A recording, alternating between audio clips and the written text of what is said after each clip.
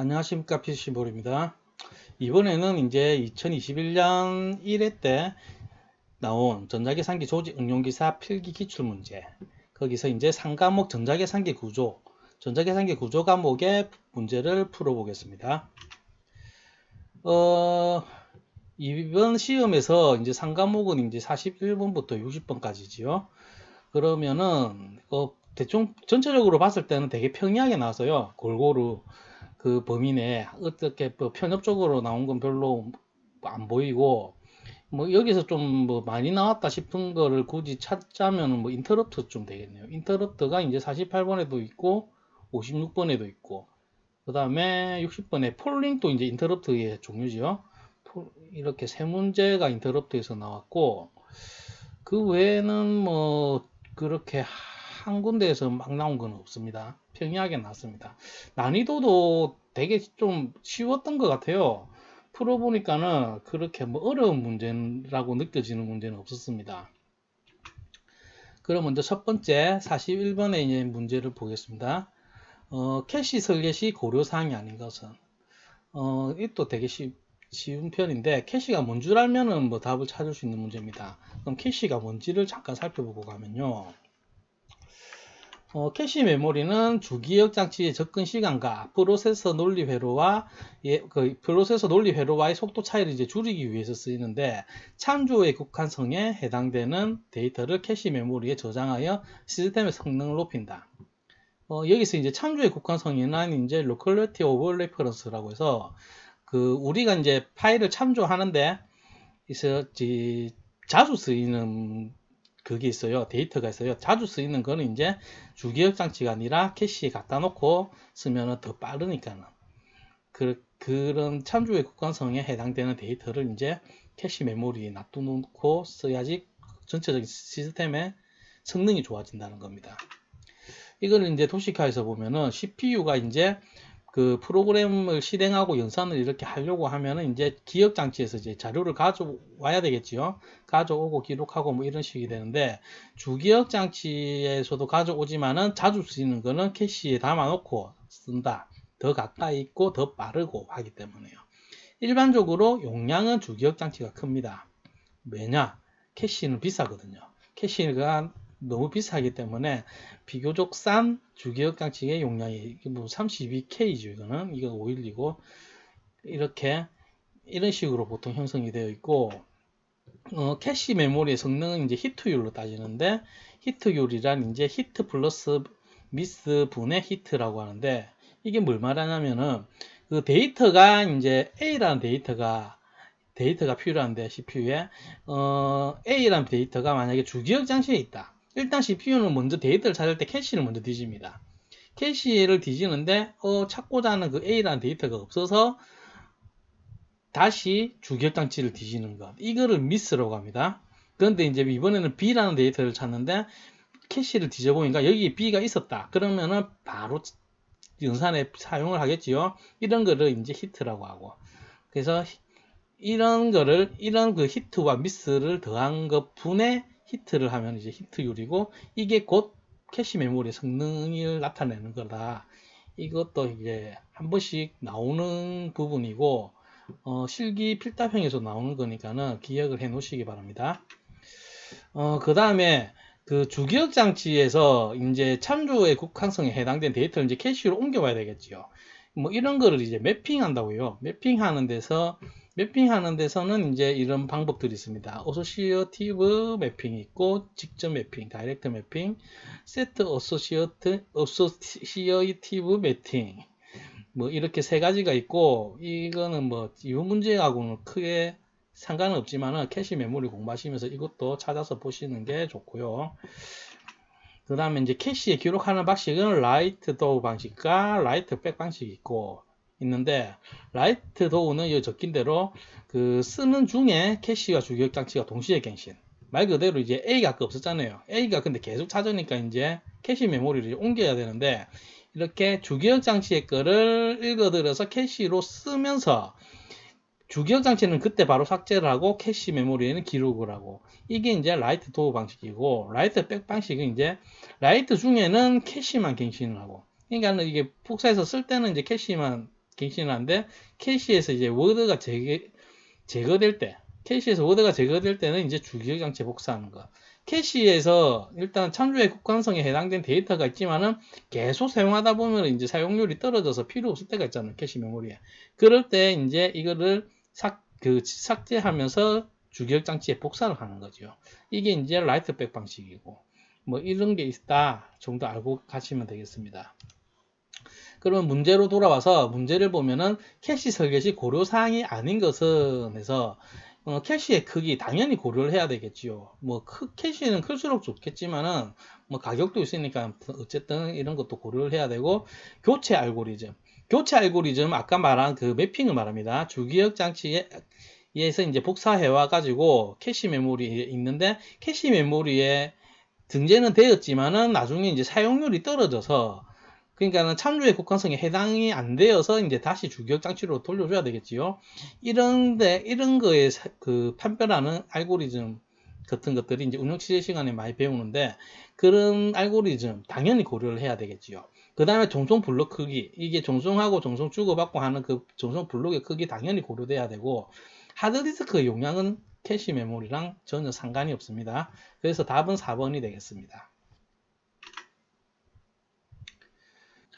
그 다음 42번, 기억장치 계층 구조에서 가장 빠른 접근 속도를 가지는 것은, 그래서 일단은 계층 구조에서 이제 CPU와 가까울수록 빠르고 비싸다, 이렇게 간단하게 생각하셔도 됩니다.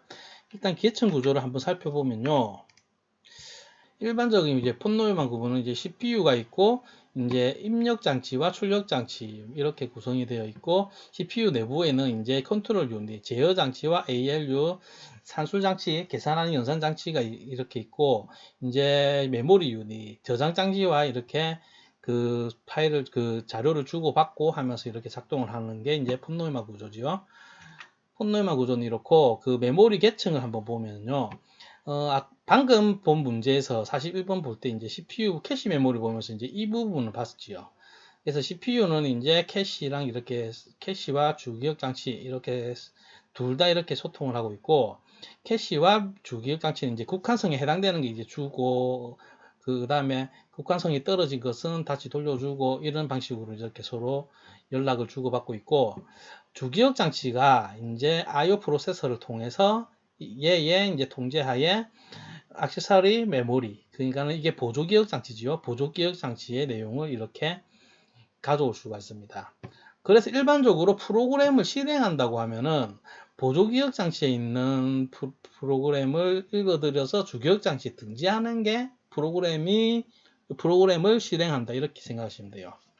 그래서 얘네들을 이렇게 이제 성능과 비용에 따라서 계층으로 이렇게 나열을 해보면은, 레지스터는 여기는 안 나왔는데 CPU 안에 있는 겁니다. CPU 안에 있는 저장 장치가 이제 레지스터고, 레지스터가 제일 빠르고 용량은 제일 작겠지요. 가격은 제일 비싸겠지요. 물론 따로는 안 팔지요. 보통 이제 주기억 장치부터 따로 상품화돼서 팔고 있고, 어쨌든 레지스터가 제일 비싸고, 그 다음 캐시 메모리, 그 다음 메인 메모리, 그 다음에 액세서리 메모리, 얘는 보조기억 장치. 이런 순으로 속도가 빠르고 용량이 좀 작고 가격이 높다, 이렇게 알고 계시면 되겠습니다. 그래서 이제 다시 문제로 돌아오면은, 여기서 이제 가장 빠른 걸 찾아보면은 1번에 램도 빠른 편이지요. 2번에 캐시가 램보다 빠르지요. 그 다음 3번에는 마그네틱 디스크, 자기 디스크는 보조기억 장치지요. 그래서 위에 두 개보다 한참 떨어지고, 마그네틱 테이프 역시도 이제 보조기억 장치. 그래서 답은 2번이 되겠습니다. 그 다음 43번, 1주소 명령어에서는 무엇을 이용하여 명령어 처리를 하는가? 주소 명령어, 그 명령어 형식에 대한 문제이지요. 명령어 형식에 대해서 좀 살펴보면요, 일단은 주소수에 따른 명령 형식이라고 해서, 일단 여기서 말하는 명령어는 이제 마이크로 오퍼레이션을 발생시키는 마이크로 명령어를 말합니다. 곧 어셈블리어를 말하지요. 이 명령어는 OP 코드와 기본적인 형식이 OP 코드와 그 다음에 오퍼랜드로 구성되어 있습니다. 오퍼랜드로 이렇게 구성이 되어 있는데, 이제 OP 코드는 동작 명령을 말하고요. 동작 명령. 오퍼랜드는 이제 거기에 해당되는 뭐 레지스터라든지 주소라든지 이런 것들이 들어가는 걸 오퍼랜드라고 합니다. 시언어로 치면은 예를 들면은 뭐 printf 다 아는 printf 이제 출력하는 함수지요. 출력시키는 함수인데 뭐 이게 출력시키는 명령이라 치고 이 가로 안에 이제 뭐가 많이 들어가지요. 이 들어가는 걸 이제 인자라고 하는데 보통 인자라고 하는데 여기에 들어가는 게 이제 어떤 게 출력이 되냐 그런 걸 얘기하는데 이런 인자가 오퍼랜드라고 생각하시면 되고 이 printf가 동작 명령이다 이렇게 생각하시면 돼요. 그러면 이게 이제 기본적인 그 마이크로 명령어의 기본적인 그거지요. 형식이지요. 어셈블리요. 그러면 이 예시 그 x는 a 플러스 b와 c 플러스 d 이 둘의 곱을 이렇게 x에 넣는 이 기본적인 명령어를 보면은 예시로 한번 해보면요. 3주소 명령어. 3주소 명령어는 지금 이게 이 표에서 왼쪽에 있는 게 이제 마이크로 명령어고 오른쪽에 있는 거는 이제 RTL, 이제 레지스터의 동작을 보여주는 RTL입니다. 그 ADD라고 하면은 이제 더하는 거죠. 이거는 이제 오퍼랜드가 이제 3개를 가지고 있습니다. 3주소 명령어. 말 그대로 이제 오퍼랜드가 3개란 말입니다. 그래서 R1, A, B 이렇게 넣어놓으면은 레지스터 R1이라는 레지스터에 A와 B의 합을 넣어라 이런 뜻이고 ADD, R2, CD는 이제 C와 D의 합의 값을 R2 레지스터에 넣어라. 그리고 MUL은 이제 곱하다는 거고 X, R1, R2는 이제 여기 방금 R1에는 AB 합이 들어가 있고 R2에는 CD 합이 들어가 있는데 이 둘의 곱을 그 레지스터 X에다가 넣어라 이런 뜻이죠. 그러면 이게 3주소 명령어고 그 다음 2주소 명령어는 말 그대로 이제 오퍼랜드가 2개가 있습니다. OP 코드 하나와 오퍼랜드 2개. 그래서 얘는 연산한 걸 보면은 MOV는 이제 자료를 이동시키다. 말 그대로 입력시키는 거예요.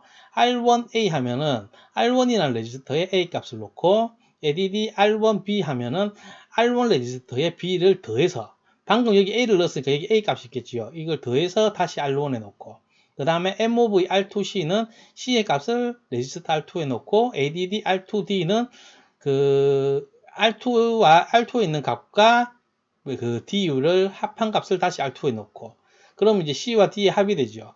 그 다음에 MUL R1, R2 이거는 이제 레지스터 R1과 R2의 곱을 R1에 넣고 그 마지막으로 MOVX R1은 이제 R1의 값 방금 이제 곱을 넣었죠. 이거의 값을 레지스터 X에 넣는 것 이게 2주소 명령어입니다. 오퍼랜드가 2개 있다. 그 다음 이제 1주소 명령어는 이렇게 보듯이 오퍼랜드가 하나가 있습니다.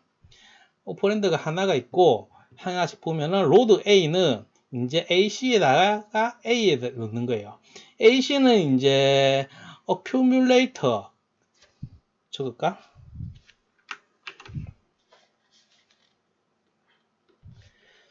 AC는 accumulator 우리말로는 이제 이게 누상기지요. 누상기 그 줄여서 AC 이것도 레지스터 연산할 때 사용되는 레지스터입니다. 그래서 AC에다가 A 값을 놓고 그 다음에 add B는 이제 AC 누상기에 B 값을 더해서 다시 누상기에 놓고 AC에 놓고 store T는 이제 누상기를 이제 레지스터 T에다가 넣는 거고요. 그 다음에 load C 그 누상기에 다시 C를 놓고 add D 누상기에다가 D를 놓고 D를 더해 가지고 다시 누상기에 놓고 MULT는 누상기의 것과 T는 아까 전에 그 A와 B를 더한 값이 들어가 있겠지요. 이 둘의 곱을 누상기에 놓고 그 다음에 store X 레지스터 X의 누상기의 값을 저장하라 이런 뜻입니다. 그래서 1주소 명령어는 단순히 오퍼랜드가 하나다 이런 것도 있고 그 지금 여기 AC 누상기 AC 그 누상기를 사용한다 이 부분을 또 기억해야 되는 부분이기도 합니다. 1주소 명령어는 그 다음 이제 마지막으로 0주소는 일반적으로 그게 없습니다. 오퍼랜드가 없습니다. 오퍼랜드가 없고 push A 하면은 이제 TOS는 이게 top of stack. top of stack 약자입니다. TOS. 그래서 스택에 A를 넣는 거예요. 그래서 push A 하면은 이제 스택에 A를 넣고, push B 하면 스택에 B를 넣고, 그 다음에 add 하면은 스택에 걸 꺼내가지고, 한번 그릴까? 스택이 이렇게 있으면은 첫 번째 명령에서 이제 A가 들어갔고, 두 번째 명령에서 이제 B가 들어왔는데, add가 들어가면은 이제 얘 두 개를 꺼내가지고, 둘이 더해가지고, A 플러스 B 더해가지고, 다시 그 스택에 넣는 겁니다. 그렇게 되면은 이게다가 A 플러스 B 값이 있겠지요. 이렇게 작동을 하고, 그 다음에 또 push C, push D 이렇게 되죠. 이렇게 되면은 스택에는 C가 들어가고, 그 다음에 D가 들어가고, 그 다음에 add를 하면은 이 두 개를 꺼내서 C와 D를 더해가지고 다시 여기에 C 플러스 D 한 값을 스택에 놓고, 그 다음에 이제 MUL은 이제 여기서 스택에서 이 두 개를 꺼내가지고 이 두 개를 곱하는 거죠. 그러면은 A 플러스 B 곱하기 C 플러스 D 얘가 되죠. 이렇게 해가지고 스택에 놓고 다시 스택에 놓고, 그러면 스택에 결국 남는 것은 얘가 되겠죠. 얘가 들어와 있습니다. 그러면 마지막으로 팝 하면은 이 들어와 있는 걸 이렇게 꺼내는 겁니다. 어디다 꺼내냐? 바로 MX 레지스터 X, 이거는 이제 범종 레지스터겠죠. 이 값이 이렇게 들어갑니다. 이게 바로 이 연산을 한 겁니다. 여기서 기억을 하셔야 될 것은 영주소 명령어는 바로 스택을 사용한다는 것, TOS, 스택을 사용한다는 것을 기억하시면 됩니다. 그러면 다시 문제로 와서 무엇을 이용하여 명령을, 1주소는 아까 전에 뭘 생기죠? AC, accumulator, 누상기를 사용했지요. 누상기를 사용했습니다. 그 다음 44번 입출력 제어 방식이 아닌 것은 해서, 입출력 제어 방식이라고 하면은 어떤 거냐면은 아까 그 폰노이마 구조에서 보면은 이렇게 CPU가 있고요. CPU가 있고 이제 입력장치와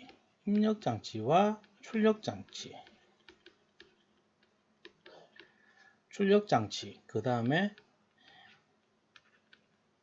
메모리,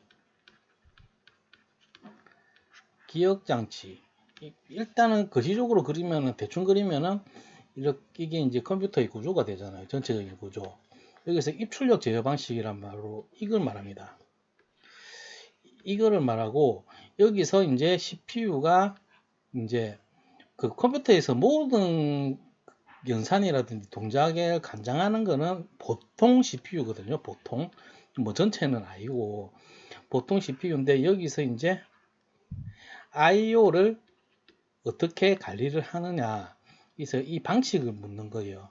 이 방식을 묻는 건데, 이게 그 인풋과 출력, 입력과 출력 장치가 CPU하고 동심하는 것만이 아니라 이제 메모리, 실제적으로 메모리하고 데이터 동성은 메모리하고 이루어집니다. 왜냐하면 CPU는 이제 저장 능력이 없으니까요. 물론 있긴 있지요. 레지스터. 그 레지스터는 굉장히 빠르긴 하지만 용량이 작으니까는 일단은 메모리하고 출력 장치든 입출력 장치든 이게 데이터가 왔다 갔다 전송이 이루어지는데, 이마저도 CPU가 관장을 하고 있어요. 이제 그 방식이 어떤 거냐 해서 그걸 묻는 문제인데, 여기서 전송 모드를 보면은 컴퓨터와 IO 장치 사이의 데이터 전송은 여러 가지 모드로 나누어지는데, CPU를 중간 경로로 간주하는 것과 데이터를 직접 메모리에 종소하는 것들이 있다 해서 하나씩 살펴보면 몇 개 안 됩니다. 먼저 프로그램된 IO. 프로그램된 IO는 말 그대로 프로그램, CPU의 간정이 굉장히 많다고 느껴지죠. 이름 자체에서. 컴퓨터 메모리 내에 쓰여진 입출력 명령어에 의해서 이루어지며, 프로세서가 주변 장치를 끊임없이 감시해야 된다. 그러니까 데이터를 이제 전송 시작부터 종송 중간, 그 다음에 마지막까지 계속 CPU가 계속 보고 있습니다. 그래서 CPU가 이제 입출력의 장치에 이제 명령도 보내고 데이터 종종하는 거를 계속 간장을 하는 거예요. 그래서 CPU의 부하가 굉장히 크다는 단점이 있습니다. 하지만 이제 하드웨어적으로 이제 그 회로가 적어지고 뭐 여러 가지 이점도 있겠죠. 돈이 적게 들겠죠. CPU는 바빠지지만은. 그 다음에 이제 인터럽트에 의한 I/O. 인터럽트는 끼어드는 거죠. 그 어떤 거냐면 프로그램 제어하에 전송이 있어 프로세서는 입출력이 준비된 상태를 나타낼 때까지 프로그램 루프하에 머무르게 되는데 이런 과정은 프로세서의 시간을 낭비하게 되므로 인터럽트 기능을 써서 방지할 수 있다. 방금 그 낭비하게 된다. 이거는 이제 프로그램된 I/O의 그 동작을 말하고 있습니다. 그 프로그램이 그러니까 CPU는 그 주변 장치가 이제 정송이 있든 없든지 간에 항상 왜 그 장치가 이제 정송을 할 건지 안 할 건지 감시를 해야 되니까는 계속 신경을 써서 이제 굉장한 가부화를 일으키겠지요.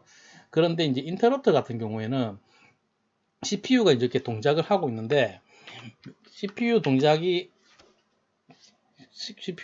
이렇게 작동을 이렇게 하고 있지만은 이 중간에 그 정송 주변 장치가 뭔가 정송이 필요하다 싶으면은 이거를 끼어드는 거예요. 인터럽트의 뜻이 끼어들다잖아요. 인터럽트.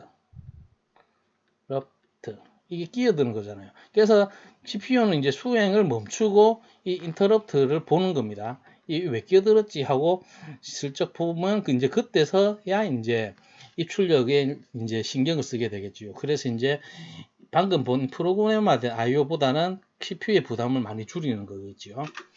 그 다음에 이제 DMA는 다이렉트 메모리 액세스, 직접 메모리 접근입니다.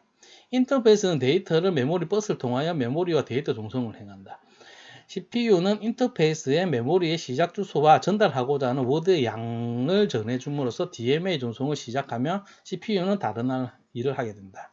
그래서 이거는 CPU가 데이터를 종송할 때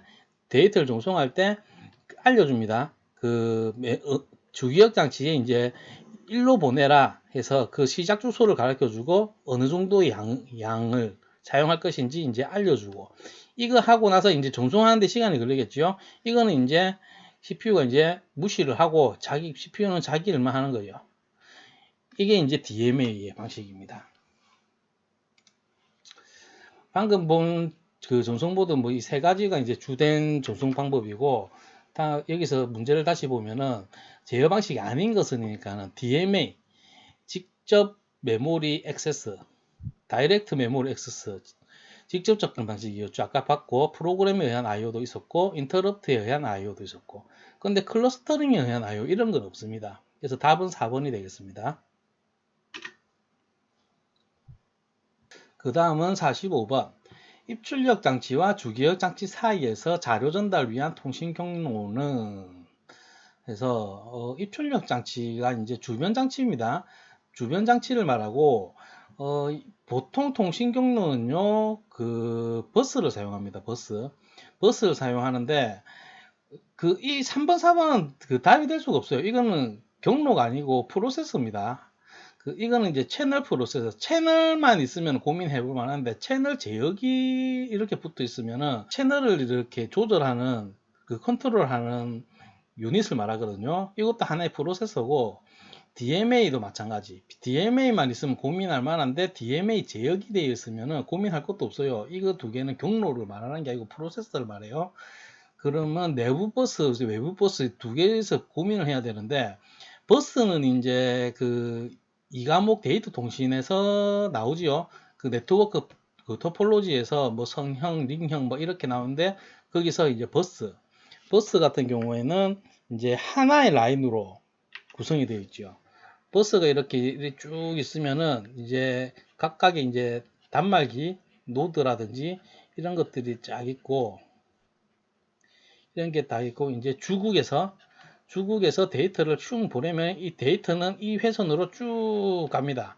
쭉 가는데 이제 이 데이터가 필요한 놈이 탁 캐치해서 가져가는 게 이제 버스지요. 하나의 경로를 같이 쓴다. 근데 여기서 내부냐 외부냐 이거는 뭘 의미하냐면은 폰노만 구조를 또 그려야 되겠네. 폰노만 구조에서 이제 CPU가 있고 이제 메모리가 있었고, 메모리, 기억장치가 있었고, 아까 전에 이제 입력장치, 출력장치.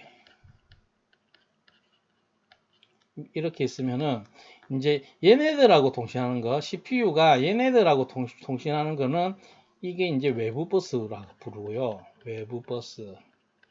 그 다음에 CPU 내에 있는 레지스터끼리의 통신이라든지 주기억 장치와의 통신, 이런 거를 이제 내부 버스라고 합니다. 내부 버스. 그래서 이제 입출력 장치는 지금 얘네들 말하니까는 외부 버스가 되겠지요. 그래서 답은 2번입니다. 그런데 이제 버스가 나온 김에 버스에 대해서 좀 알아보면은, 일단 이거는 이제 주변 장치는 이제 그 컴퓨터에 부착된 입출력 장치를 이제 주변 장치라고 하는데, 키보드, 모니터, 프린터, 보조 기억 장치 등이 이에 해당된다. 보조 기억 장치는 이제 주기억 장치는 기억 장치라고 부르지만, 보조 기억 장치는 이것도 이제 주변 장치로 칩니다. 그래서 이제 프로세서랑 이렇게 통신을 할 때 각각의 이제 인터페이스가 있죠. 그 제일 지금 일반적으로 개인용 컴퓨터에서 많이 쓰이는 건 이제 USB가 있겠고, 이런 인터페이스에서 이제 키보드 같은 경우에는 물론 USB, 요즘 대체로 USB를 쓰고 있지만은 뭐 PS2 이런 거 사용했고, 모니터는 요즘 보면 HDMI를 주로 쓰고 있죠. 요즘 컴퓨터는. 그 다음에 프린터도 요즘에는 이제 거진 USB를 쓰는 것 같고, 전에는 이제 그 패러렐 포트라든지 이런 것도 쓰고 그랬지만은, 그 다음에 이제 HDD 하드 같은 경우에는 요즘 주로 쓰는 건 이제 SATA 방식을 많이 쓰고 있죠. 이런 인터페이스를 통해서 이제 그 버스를 통해서 이렇게 통신이 가능하게 됩니다. 여기서 이번 문제하고 큰 상관이 없지만은 3대 버스가 있어요. 컴퓨터 시스템에서. 그게 이제 데이터 버스, 주소 버스, 어드레스 버스, 그 다음에 컨트롤, 제어 신호를 보내는 컨트롤 버스, 이 세 가지가 있는데, 이거는 조금 반올 필요는 있습니다. 물론 객관식에서도 충분히 나왔던 적도 있었고, 나왔지만은 이거는 이제 실기 필답형에서도 한 번씩 나왔었습니다. 그 세 가지를, 컴퓨터에서 사용되는 버스 세 가지를 써라 이렇게 하면 이거 세 개 써야 됩니다. 그래서 다시 문제로 돌아와서 보면은, 문제는 풀었구나. 버스 그 기억을 하십시오. 이 부분은 이제 봐야 됩니다. 그 다음 46번. 부동소수점 연산을 위한 덧셈과 뺄셈 알고리즘 과정에 해당하지 않는 것은 해서, 먼저 부동소수점에 대해서 좀 알아보면요. 부동소수점이 있으면 이거의 반대는 고정소수점이겠죠. 이거의 반대는 고정소수점. 말 그대로 소수점이 고정되어 있는 걸 말하고, 소수점이 옮겨 다니는 거, 그런 뉘앙스로 느껴지죠. 고정소수점을 라고 하면은, 기사 공부를 했지만 모르는 사람도 꽤 있습니다. 왜 모르냐면은, 얘가 이거예요. 근데 이거 보면 다 아십니다. 이게 부호화된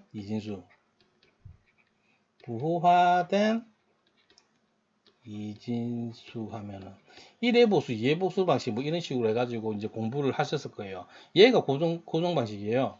고정 소수점 연산인데, 이런 게 왜 필요하냐? 이건 이제 비트 때문에 그런 건데, 만약에 이진수로 110.001이라는 고정 소수점이 있다고 좀 방식으로 이렇게 표현을 한다고 칩시다.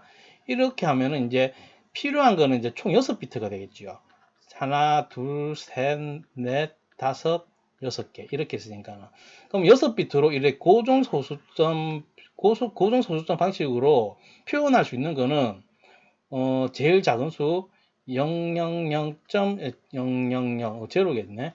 제로부터 해가지고 제일 큰 수 111.111 이렇게 되겠죠. 그런데 만약에 소수점을 옮길 수가 있다.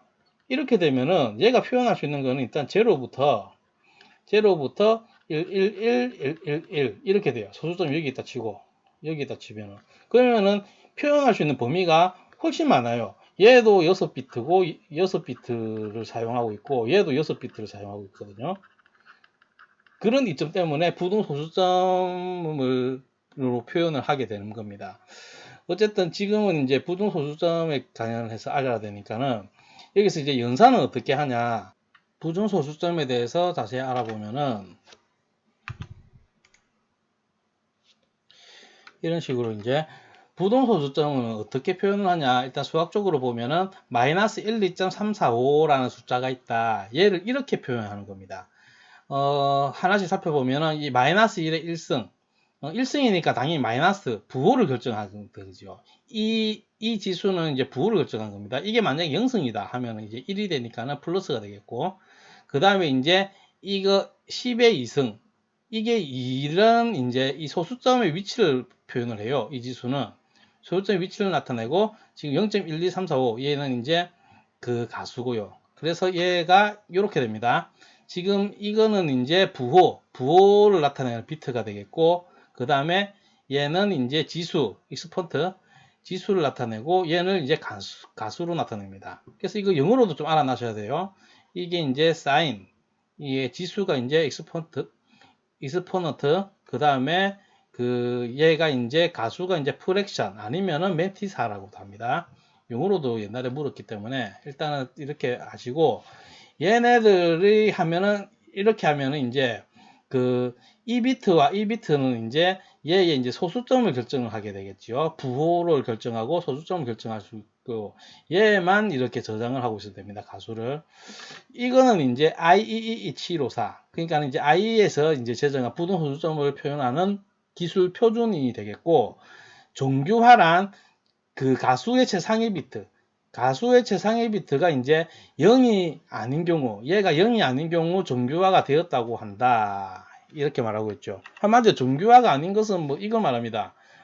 0.00123 이래 되고 있으면은 이거는 이제 정규화가 된 게 아니지요. 이게 이제 정규화가 되려면 0.123이 돼야 되겠죠. 그래서 이게 곱하기 10의 마이너스 2승 이렇게 해야지 이게 더 뒤로 가니까는 이런 식으로 이게 이제 정규화 과정이 이렇게 필요하고, 지금 이제 우리가 풀고 있는 문제에서는 이제 연산에 대해서 묻고 있으니까 이제 연산은 어떻게 하냐. 사칙 연산이 조금씩 다 다릅니다. 조금씩 다 다르고 각자의 알고리즘이 있는데 각자 다 외울 필요 없고요. 전반적으로 이것만 알고 있으면 돼요. 전반적으로 일단은 사칙 연산 모두 공통으로 그 제로 여부를 확인합니다. 제로 여부를 왜 확인해야 되냐?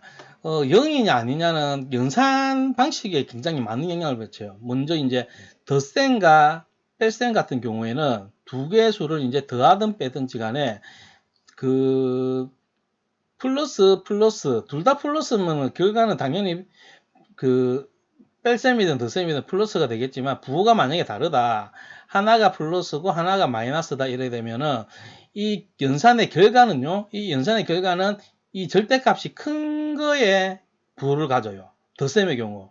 뺄셈은 이제 그 반대가 되겠고요. 그러면은 만약에 이게 플러스 3 더하기 마이너스 5다 하면 결과가 마이너스 2가 되잖아요. 그러니까 절대값이 큰 거에 부호를 가진다. 이렇게 여부 판단이 되고, 그 다음에 곱셈 같은 경우에는, 곱셈과 나눗셈 같은 경우에는 그 두 개의 숫자의 부호가 이제 서로 같으면은 플러스라든지 마이너스 같은 경우에는 결과가 무조건 플러스가 나올 거고, 두 개가 이제 다르다, 플러스와 마이너스다, 마이너스와 플러스다, 이 두 개 곱하면 결과가 마이너스가 나오잖아요. 그러니까 연산 결과의 부호를 결정하기 때문에 맨 처음 하는 거는 사칙 연산 모두 제로 여부를 확인합니다. 그 다음에 이제 부호를 결정합니다.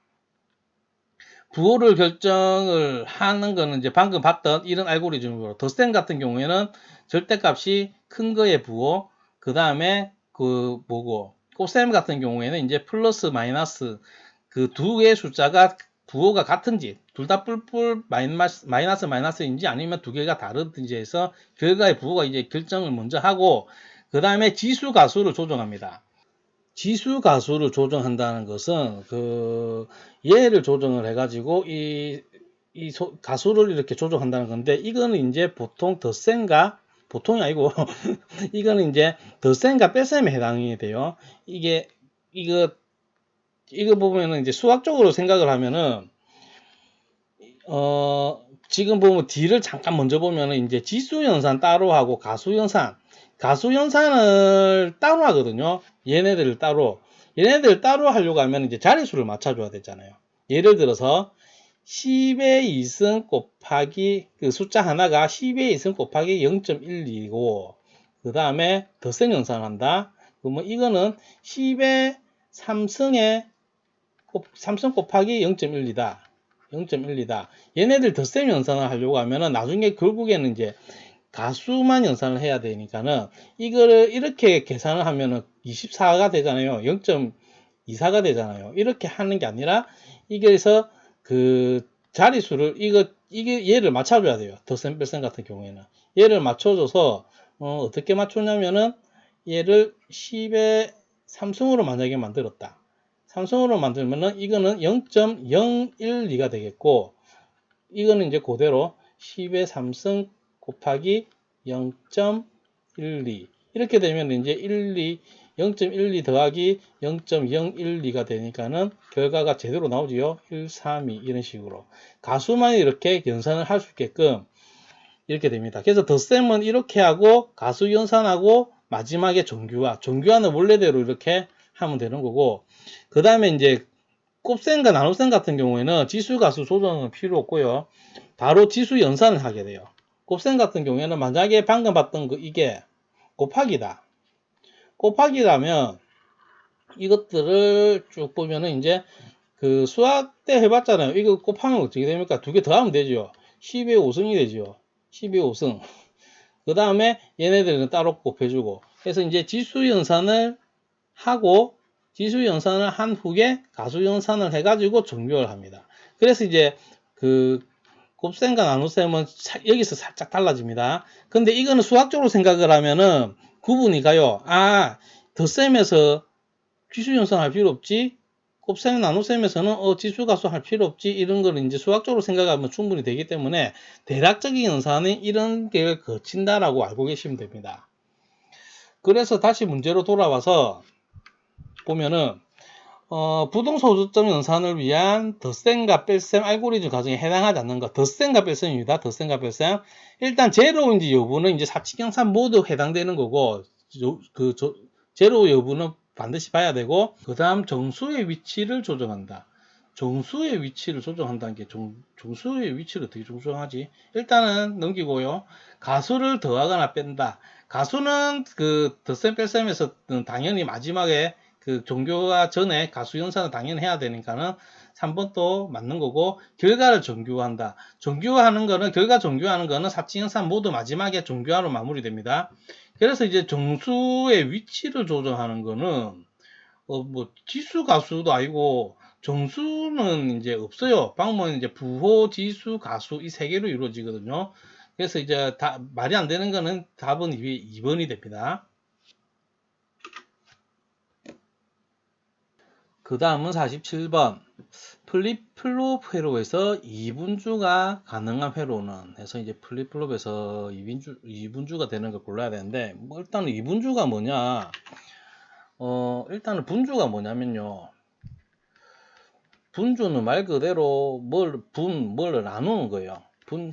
그래서 여기서 분주라는 이제 하나의 클럭이 들어갔을 때 하나의 클럭이 들어가면은 주파수를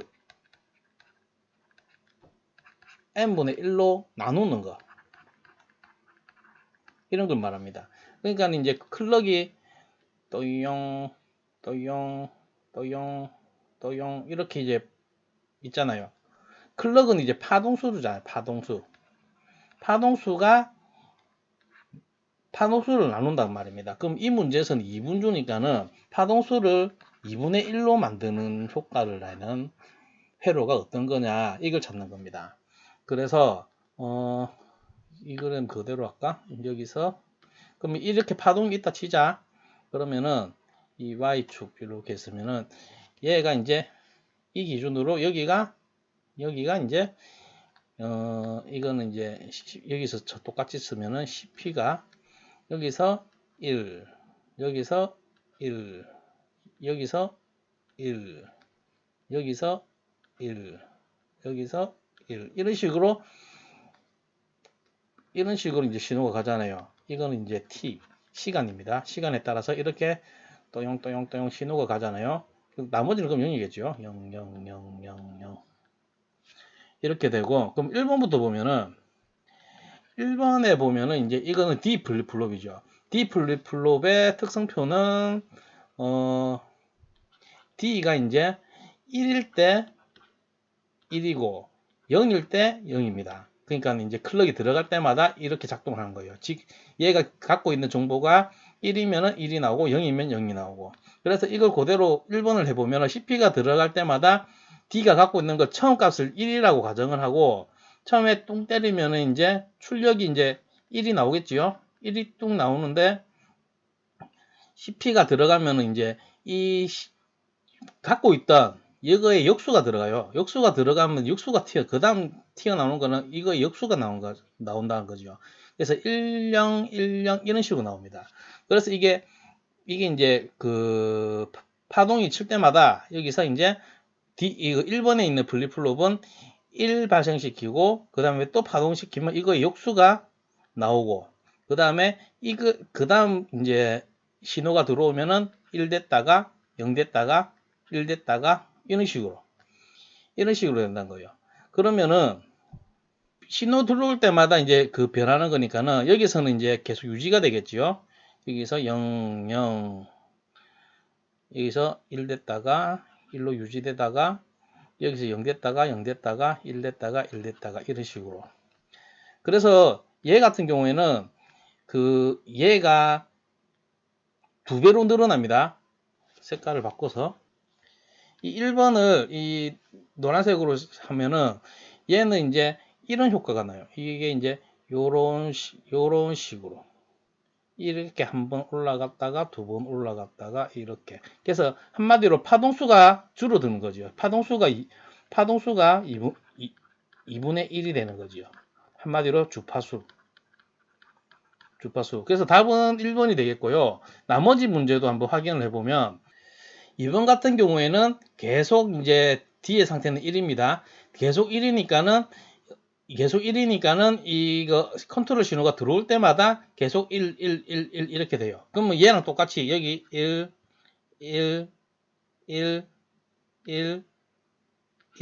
이렇게 됩니다. 이렇게 되니까는 얘는 이제 그 주파수를 줄이는 효과가 없게 되죠. 그럼 3번 같은 경우에는 JK 플립 같은 경우에 JK 플립플롭에서 이제 J가 1이고 K가 0이 들어가면은 결과는 1이 나오고, 0하고 1이 나올 때는 그 상태는 0으로 변하게 되죠. 그 다음에 더 공부 삼아서 더 보면은 1, 1일 때는 이제 역수가 나오고, 컴플리먼트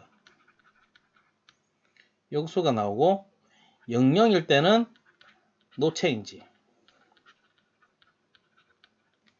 이 정도는 알아야 됩니다. JK 플립플롭에 대한 특성표는 이렇게 변하게 되죠. 일단은 계속 1, 0이 들어가니까는 얘도 이제 계속 1이 나와요. 그래서 결국에는 이제 2번의 플립플롭과 똑같습니다. 이거는 이거 똑같게 되고, 4번 같은 경우에는 0하고 1이 들어가니까는 계속 0이 되겠죠. 이게 뚱뚱 칠 때마다 이게 1 신호가 갈 때마다 0, 0, 0, 0, 0 이렇게 되죠. 4번은.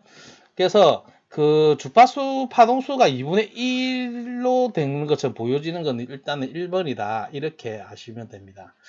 그래서 답은 1번이고, 이 플립플롭에서 지금 D 플립플롭과 이제 JK 플립플롭 두 개가 나왔는데, 플립플롭의 이제 특성표는 바로바로 이제 쓸 수 있게끔 그 플립플롭 총 4개밖에 안 되니까는 이 정도는 알아내야 됩니다. 그러면은 이제 T 플립플롭 같은 경우에는 간단하죠. 신호가 갈 때마다 보수를 취하고, 컴플리먼트 0일 때는 아무 동작 안 하고 그대로 노 체인지. 그냥 신호가 갈 때마다 바뀌고 그 역수 이렇게 되는 겁니다. 그 다음에 이제 RS 플립플롭 같은 경우에는 한 번도 안 나왔습니다. 그거 나올 일도 없습니다. 얘는 플립플롭을 안 쳐주거든요. 그냥 레치지. 그래서 RS 플립플롭은 특이점이 JK랑 비슷한데 11이 이제 정의가 안 돼 있다는 거. 정의가 안 돼 있다는 거. 일일이 들어가면 오류가 나옵니다. 그 외에는 뭐 R이 1일 때, R이 이제 리셋이지요. R이 1일 때 리셋이면 이제 0이 나오고, S가 1일 때, 여기가 RS 이렇게 할 때, S는 이제 셋이지요. S가 1일 때 1이고, 00은 이제 변화 없고, 이런 식으로. 그래서 플립플롭 4개 정확하게 알고 가십시오. 그럼 이번에는 48번. 인터럽트 우선순위 체제를 구성하기 위한 기능으로 틀린 것은 이랬는데, 이거 조금은 상식적인 문제예요. 근데 문제를 떠나서 인터럽트에 대해서 좀 공부를 하고 가면은, 일단 인터럽트는요, 뭐 이 뜻 그대로 오면 이제 끼어들다, 아니면 뭐 침입하다, 뭐 이런 뜻이죠, 인터럽트가.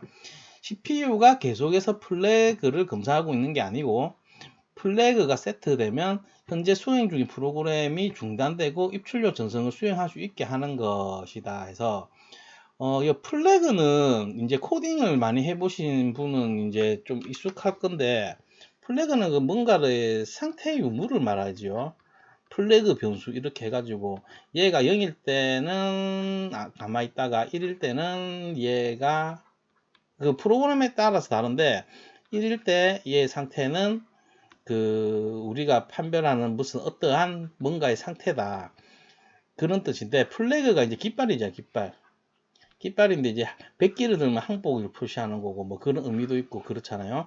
그러니까는 그런 의미로 플래그는 뭔가를 표시하는 거다, 이렇게 생각하면 돼요. 그럼 인터럽트에서 플래그라는 용어는 어떻게 쓰냐면은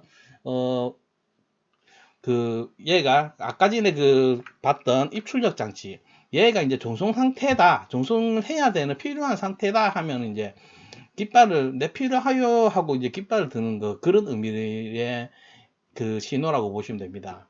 어쨌든 인터럽트는 그 발생하기 위한 그런 조건에 따라서 이렇게 분류가 되는데, 외부, 내부 소프트웨어 이렇게 분류가 됩니다. 그래서 이제 외부적인 요소로 분류된 거, 외부 인터럽트는 입출력 장치라든지 타이밍 장치, 전원 이런 문제로 인해서 인터럽트가 발생하는 걸 이제 외부 인터럽트라고 하고, 내부 인터널, 내부 인터럽트는 불법적인 명령어나 데이터, 불법적인 명령어는 뭐 해킹이라든지 그 접근하면 안 되는 영역에 접근하는 프로그램이 권한 없이 그렇게 한다든지 뭐 그럴 때를 말하겠고, 데이터 같은 경우에는 이제 트랩이라고도 하는데, 트랩은 이제 우리가 그 연산을 할 때, 나누기 연산을 할 때 뭐 A 나누기 B다, 근데 B가 제로다, 이거는 이제 에러가 뜨죠. 불가능하죠. 이런 걸 말해요. 이런 거는 이제 그런 걸 트랩이라고 부르는 거고, 이러한 요인 때문에 발생한 인터럽트는 내부 인터럽트다. 그 다음에 이제 소프트웨어는 슈퍼바이저 콜, 이거는 이제 관리 감독하는 프로그램이죠. 운영체제에서 이 프로그램이 이제 일으키는 거예요. 얘가 이제 설계한 대로 인터럽트 발생할 상황이 되면 이제 부르겠지요. 이런 거 이제 슈퍼바이저 콜이라고 하는데, 책에 따라서는 이 소프트웨어의 슈퍼바이저 콜 이거를 이제 내부 인터럽트로 분류하기도 합니다. 책에서 따라서 다르니까는 뭐 이렇게도 분류를 하고 저렇게도 분류를 합니다. 그래서 인터럽트 발생 시 이제 분기 주소를 결정하는 방법. 이제 분기라고 하면은, 프로그래밍에서 분기라고 하면 보통 고투문을 말하죠. 그쪽으로 명령어 행으로 바로 이동을 하지요. 그 행의 주소를 알려주면은 고투 100 하면은 100번 라인으로 이렇게 이동하잖아요. 이런 식으로 분기 주소, 인터럽트가 발생하면 이제 CPU가 뭔가를 해야 되겠죠. 지금 하는 걸 중단을 할 뿐만 아니라 중단하고 나서 뭔가를 해야 되는데, 뭘 하냐, 그 명령어가 있는 곳으로 이제 가야 되니까 그거를 결정하는 방법이 벡터 인터럽트와 비벡터 인터럽트입니다. 두 개가 이제 상반되는 개념인데, 벡터 인터럽트는 원인에 의해서 분기 정보를 얻게 되는데, 이러한 정보를 인터럽트 벡터란다. 예를 들어서 인터럽트가 발생하는 요인은 여러 가지가 있잖아요. A 상황에서는 만약에 뭐 A 상황이 발생해서 인터럽트가 됐다. 그때는 이제 여기에 뭐 10번지에 있는 명령어를 수행해라. 하던 거 그만두고, 아니면 B라는 발생이 발생했을 때는 여기에 뭐 30번에 있는 명령어를 수행해라, 이런 걸 말합니다. 이런 게 이제 인터럽트 벡터락하고, 그 다음에 비벡터 인터럽트 같은 경우에는 분기 주소가 메모리 일정한 위치로 고정되어 있다. 얘는 이제 상황을 구분을 안 하고, 비벡터 같은 경우에는 그 A 상황이든 B 상황이든 C 상황이든 무조건 특정 영역, 만약에 뭐 15로 정해져 있다, 15 라인에 명령어가 정해져 있다, 무조건 1로 가서 무조건 이거 해라, CPU는 인터럽트 발생하면, 뭐 이런 게 이제 비벡터 인터럽트입니다. 그래서 지금 문제하고는 크게 상관이 없는데 인터럽트 나온 김에 공부하고 넘어가는 거고요. 다시 문제로 들어오면은 이건 조금 상식적으로 인터럽트 우선순위 체제를 구성하기 위한 기능으로 틀린 것은 해서 1번 우선순위를 해제하는 기능. 우선순위를 왜 해제하지요? 이건 좀 말이 안 되고요. 우선순위 체제를 구성하기 위한 건데 해제하는 건 이제 구성을 안 하겠다는 거잖아요.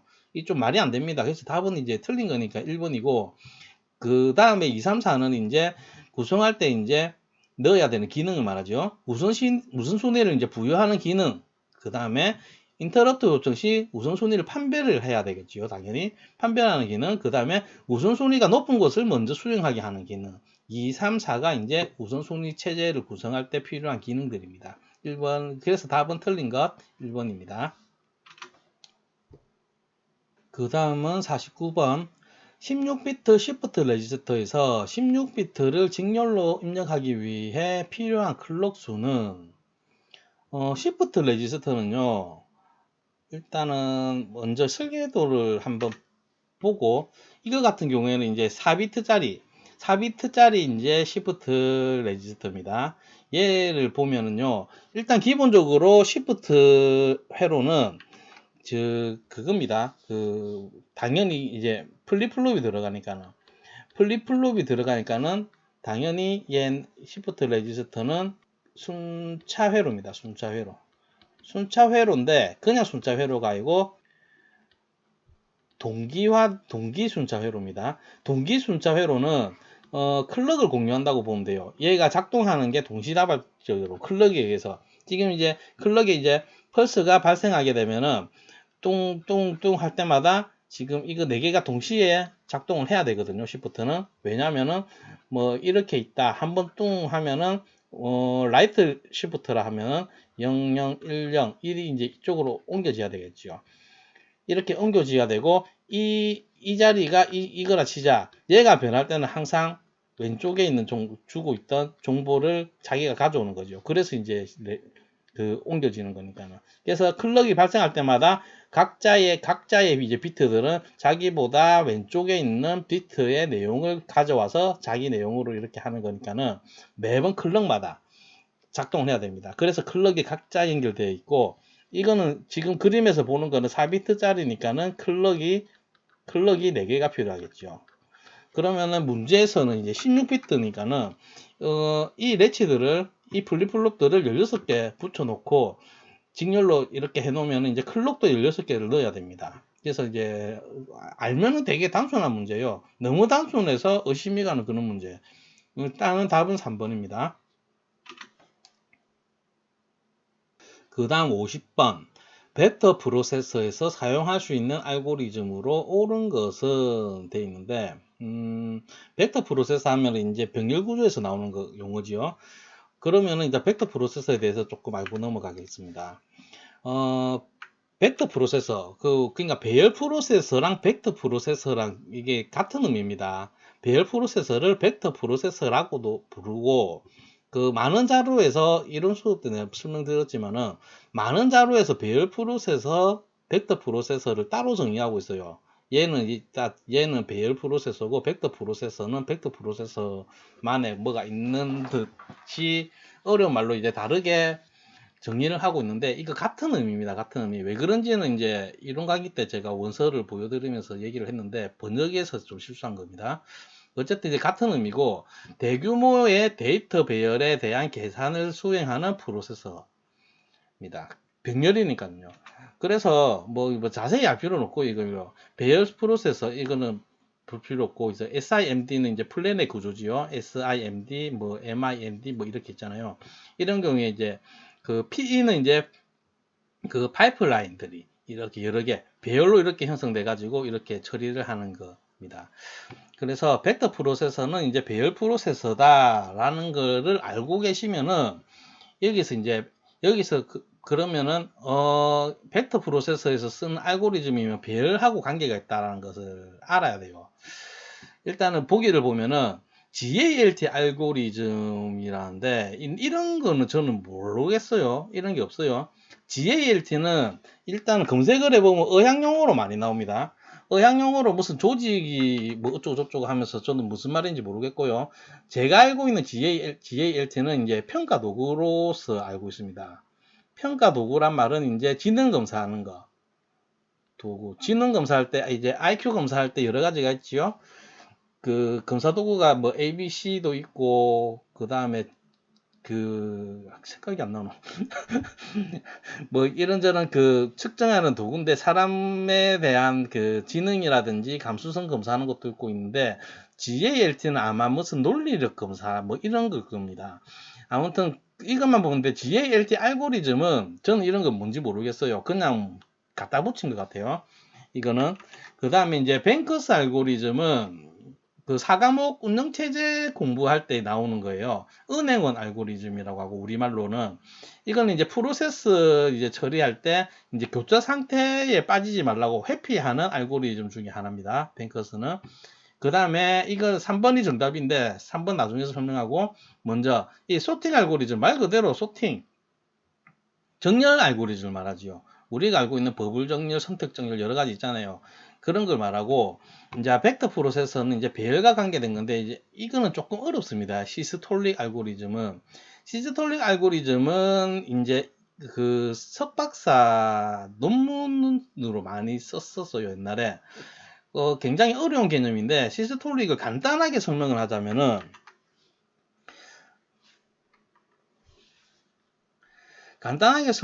보통 이제 평면 표현할 때 예를 들어서 우리가 그 동영상을 많이 돌려보잖아요. 그 동영상 파일 뭐 AVI라든지 이런 파일 돌릴 때 그 알고리즘이 이 화면에 표시할 때면 이제 여기가 이제 그 세로 가로 해서 각각의 이제 픽셀들이 쪼르륵 있죠. 픽셀들이 쪼르륵 있고 이제 여기서 이제 주로 알고리즘이 이제 압축 기법이 많이 들어가는데 대표적인 게 MP이지고요. 이런 게 들어가는데 얘네들 같은 경우에는 이제 동시에 병렬로 이제 뚱뚱뚱 처리가 돼야 돼요. 여기에 관련된 2차원을 표현하기 위한 알고리즘이다. 그 정도로 알고 계시면 됩니다. 그 이상은 진짜 기사의 범위를 훨씬 넘어가요. 기술사에서도 그까지는 안 다뤄요. 이거는 굉장히 어려운 개념입니다. 시스톨릭 알고리즘은. 중요한 건 아셔야 될 것은 이게 이제 방금 봤듯이 배열에 관계된 알고리즘이다. 배열을 처리하기 위한. 이 정도 알고 계시면 됩니다. 그래서 벡터 프로세서의 다른 이름이 원래 이름이 배열 프로세서거든요. 배열 프로세서. 예, 원래 이름이. 그래서 이거를 벡터 프로세서는 이제 배열을 처리하는 프로세서다. 이걸 생각하시면 이제 시스톨릭이 대충 배열 처리하는 거다. 그 정도로 해서 이제 3번, 답이 3번으로 나올 수 있는 문제예요. 시스톨릭은 그냥 이름만 알고 있지, 이거 솔직히 어려워요. 이거 설명하려고 하면 몇 시간 걸려요.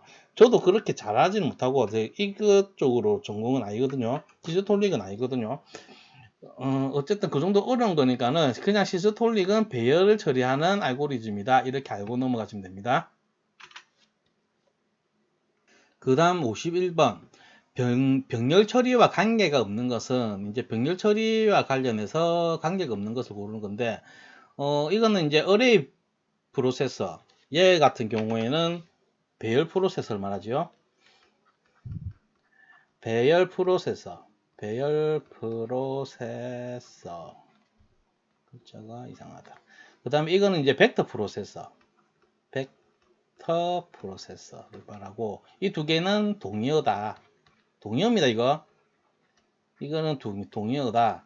같은 의미다. 그 다음에 파이프라인 프로세싱은 이제 파이프라인은 이제 처리하는 방식인데 간단하게 설명을 드리면은 이제 연산하는 단계가 있습니다. 연산하는 단계가 요래 있으면은 이제 연산해야 될 것들이 요렇게 있어요. 요렇게 있고 번호를 매길게요. 1, 2, 3, 4, 5, 6 이렇게 있으면은 먼저 첫 번째 1단계에서 이제 1이 이제 뭔가 연산을 합니다. 연산을 하고 그 2단계에서 당연히 클럭이 한번 발생할 때마다 똥똥똥 넘어가거든요. 이 연산 끝나서 그 다음 단계에서는 얘가 이제 그 다음 단계에서 처리가 돼요. 그 다음에 세 번째 단계에서는 또 여기서 처리가 되겠죠. 그 연산이 이렇게 처리가 되는데 이렇게 1 하고 나서 1로 넘어가게 나서 지금 나머지는 쉬잖아요. 이 파이프라인은 병렬로 처리하는 거기 때문에 안 쉽니다. 그 다음 게 들어와 가지고 그림을 이래 그리면 안 되구나. 얘가 이제 이렇게 2가 처리될 때 1은 2단계에서의 연산을 처리되고 있고 그 다음에 여기서 처리되고 있고 3단계로 이제 넘어가게 되면은 1은 여기서 처리되고 있고 2는 여기서 처리되고 있고 두 번째 단계 연산을 하고 있고 그 다음은 이제 연산할 데이터야 3번이 와가지고 연산이 되고 있겠지요. 이런 식으로 해서 이 모든 1, 2, 3, 4도 있다 치자. 뭐 몇 가지 쭉 있으면은 이렇게 계속 동시적으로 병렬적으로 계속 처리를 하는 거예요. 이게 이제 파이프라인입니다. 파이프라인이 이제 계산 문제로 나오면 굉장히 어렵습니다. 계산 문제로 나오면 굉장히 어렵고 제 이론 강의에 그 계산하는 문제 풀이가 있으니까는 궁금하신 분은 그거 보셔도 돼요. 어렵게 나오면 계산 문제로 나옵니다. 파이프라인. 어쨌든 파이프라인은 이제 이런 병렬 처리를 말하는 거고요. 그 다음에 멀티페이스 프로세서 같은 경우에는 이런 건 없습니다. 그래서 답이 4번이 되는데 멀티페이스 나는 이런 문제가 너무 싫어요. 왜냐면은 이거를 그대로 해석을 하면은 다단계거든요. 다단계 프로세서 이런 건 없습니다. 존재 안 합니다. 존재 안 하기 때문에 이 문제 같은 경우에는 파이프라인에 대해서 이런 개념을 가지고 있고 영어를 좀 잘해가지고 이거를 다단계로 해석을 해버리면은 이게 파이프라인에 또 다른 건가 해서 헷갈릴 수가 있어요. 이거는 이제 공부 잘하는 사람이 헷갈리는 그런 문제예요. 그래서 저는 이런 문제 안 좋아해요. 이거 괜히 없는 거 갖다 붙여가지고 이렇게 관계없는 거 고르는 거. 방금 본 50번 문제도 그렇고요. 이런 그 GALT 같은 경우에는 없는 거 갖다 붙여서 보기 만드는 게 난 너무 싫습니다. 어쨌든 이거는 이제 답이 4번입니다. 그 다음 52번. 프로그래머에 의해 쓰여지는 주소를 가상주소라고 할 때 주소의 집합을 뭐라고 하는가? 얘는 딱 보면 이제 가상 메모리에 관련된 문제네요. 그러면 이제 가상 메모리에 대해서 조금 살펴보고 가면요. 가상 메모리는 사용자가 보조 메모리의 총량에 해당되는 커다란 기억 장소를 갖고 있는 것처럼 생각하고 프로그램을 짤 수 있도록 하는 개념이다. 말 그대로 이제 주기억 장치의 용량은 좀 작으니까는 보조 기억 장치 상대적으로 용량 자체는 이제 굉장히 큰 보조 기억 장치를 이제 주기억 장치처럼 이제 속여서 사용하는 그런 개념이 이제 가상 메모리입니다. 그래서 용어를 조금 헷갈립니다. 이게 헷갈리기 때문에 좀 잘 짚고 넘어가야 돼요. 지금 여기서 보면은 이게 이제 액세서리 메모리, 이제 이게 보조 기억 장치의 공간이고 이게 메인 메모리, 이게 주기억 장치에 있는 거고요. 그래서 이제 그 보조 기억 장치에 있는 곳을 이제 어드레스 스페이스, 얘를 우리 글로 쓰면은 주소 공간이 되겠죠. 주소 공간 되겠고, 메모리 스페이스, 이거는 이제 그 메모리 공간, 이 공간 이렇게 하더라고요. 그 번역본에 보면은 왜 이렇게 하는지, 이거는 이제 어드레스 주소로 그 번역을 해놓고 얘는 메모리는 왜 그대로 메모리로 쓰는지 그건 나는 모르겠는데, 어쨌든 근 있는 책에서 이렇게 하고 있으니까는 이렇게 보면은 먼저 그 어드레스 스페이스는 주소 공간은 이제 프로그래머에 의해 쓰여진 주소를 이제 가상 주소라고 하며 이들 주소의 집합을 주소 공간이라고 한다. 프로그래머가 쓴 주소, 얘들은 이제 주소의 집합을 이제 주소 공간, 어드레스 스페이스라고 하고요. 그 다음에 메모리 스페이스는 이제 메모리 공간, 주기억 장치의 주소를 기억 장소 또는 물리적 주소라고 하고, 이제 진짜 이제 주기억 장치에 있는 거니까 이제 물리적 그 주소라고 하죠. 이들의 집합을 메모리 공간이라고 한다. 이게 이제 메모리 스페이스입니다. 그래서 다시 문제로 돌아가면은 프로그래머에서 쓰여진 거니까 이제 방금 봤듯이 바로 주소 공간, 이게 답이 이제 1번이 됩니다. 이 좀 제법 헷갈리니까는요. 이거는 조금 잘 보세요. 문제 그 계산 문제 같은 경우에도 주소 공간과 메모리 공간만 구분하면은 계산할 것도 없이 그냥 답이 튀어나오거든요. 계산도 아니에요, 그거는. 그래서 이 개념을 잘 묻더라고요. 그 조직 응용 기사에서는. 그 다음에 이제 53번. 반가상기 회로입니다. 캐리와 썸을 나타내는 논리식은. 이거 같은 경우에는 이제 공부를 좀 많이 하면은 바로 답이 나오는 문제입니다. 그 보통 이제 공부 좀 많이 하면 저절로 외워지거든요. 안 외워도 외워지니까는 그냥 쉽게 풀면 되는데, 그래도 그 식을 한번 세워보면요. 일단 반가상기 회로니까는 식을 만들려고 하면 제일 먼저 해야 될 게 이제 진리표를 그려야 되겠지요. 진리표를 이제 A, B를 두고 0, 0, 0, 1, 1, 0, 1, 1 이래서 이제 출력에서는 이제 먼저 썸을 먼저 하고, 썸과 캐리 같이 하자. 썸이면 이제 썸은 0, 0 더하면 0, 캐리 없고, 그 다음에 0하고 1하고 더하면은 1, 캐리 없고, 1하고 0하고 더해도 1, 캐리 없고, 그 다음에 1 더하면은 10이지요. 이제 썸은 0이고 캐리가 발생합니다. 이렇게 발생을 하고, 그 다음에 이제 S를 식을 세워보면은 이렇게 매핑을 해보면은 A, B 해서 결과가 0, 1, 1, 0이니까는 0, 1, 1, 0 해서 0, 1, 0, 1 적어주고 식을 세워보면은 이제 여기서 A 곱 B 프라임이 되지요. 여기 0이니까는. 그 다음에 플러스 여기 이거는 얘는 A 프라임 곱하기 B 이렇게 세워지겠죠. S는. 그러면 여기서 캐리는 안 구해도 바로 답이 나오네요. 4번으로. 그래도 캐리도 한번 풀어보면은 캐리를 이렇게 매핑을 해보면은 짝짝짝짝 여기가 A, B, 0, 1, 0, 1 했을 때 0, 0, 0, 1 0, 0, 0, 1이니까는 C는 A 곱 B 이렇게 되죠. 그래서 답은 4번입니다. 그 다음 54번. 동기 고정식 마이크로 오퍼레이션 제어에 대한 설명 중 틀린 것은, 이거는 먼저 보면은 동기 고정식 마이크로 오퍼레이션이 뭔지 보려고 하면 마이크로 사이클 타임에 대해서 좀 알아보겠습니다. 그러면은 마이크로 사이클 타임이란 뭐냐? 마이크로 오퍼레이션을 수행하는데 필요한 시간을 말합니다. 그러니까는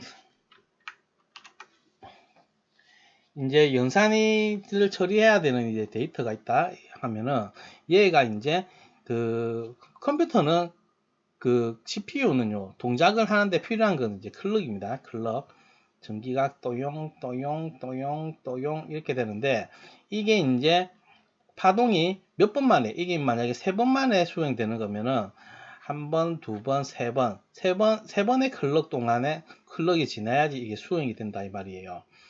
그래서 이 방식에서 이제 한 번에 이제 여러 개가 수행이 되겠지요. 이럴 때 그 동기 고정식이냐, 동기 가변식이냐 이 차이점이 있는데 동기 고정식은 뭐냐면요. 그 모든 마이크로 오퍼레이션 중에서 그 중에 수행 시간이 가장 긴 마이크로 오퍼레이션 사이클 타임을 CPU 클럭 주기로 정하는 방식입니다. 마이크로 오퍼레이션 수행 시간의 차이가 크지 않을 때 효율적이고요. 제어는 간단하지만 마이크로 오퍼레이션 각 간의 이제 수행 시간 차가 클 때는 효율이 저하가 된다는 겁니다. 이게 무슨 말이냐? 그러면 이게 마이크로 오퍼레이션이 이렇게 있다. 한번 5개만 할게요. 5개가 있다. 그래서 얘는 이제 방금 적어 놓은 대로 이제 세 번의 주기, 3주기가 필요하고, 얘는 4주기, 얘는 2주기, 얘는 5주기, 5주기, 여기는 6주기, 뭐 이렇게 필요하다 치자. 이렇게 되면은 얘가 수행이 되는데, 여기 이제 한 번, 다시, 한 번, 2번, 3번, 4번, 5번, 6번 이렇게 있다. 그러면은 한 번, 2번,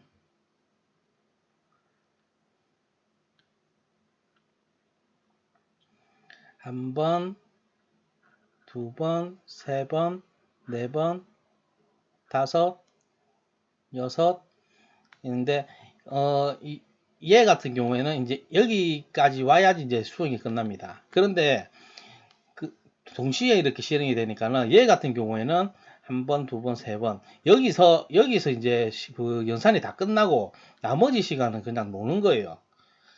그냥 이제 아무것도 안 하고 그냥 있게 되고 이거 같은 경우에는 이제 2번 만에 끝나고 남는 시간에 놀게 되고, 얘 같은 경우에는 5번까지 이렇게 실행이 되다가 마지막 한 번에는 이제 놀게 되고, 왜냐하면 제일 가장 긴 그 마이크로 오퍼레이션 사이클 타임을 맞춰졌기 때문에 이게 이제 동기 고정식이 이제 단점이 이래서 발생을 하는 겁니다.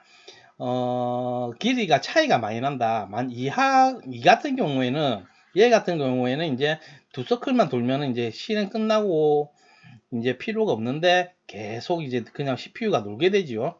이렇게 해서 이제 비효율적이 되고, 이거를 방지하기 위해서 이제 동기 가변식 방식이 있는데, 동기 가변식은 보면은 이제 마이크로 오퍼레이션 중 수행 시간이 유사한 것끼리 이제 모아서 집합을 이루고, 각 집합에 대해서 서로 다른 그 마이크로 오퍼레이션 사이클 타임을 정의하고 그 시간을 CPU에 클럭 주기로 하는 방식이다. 이렇게 합니다.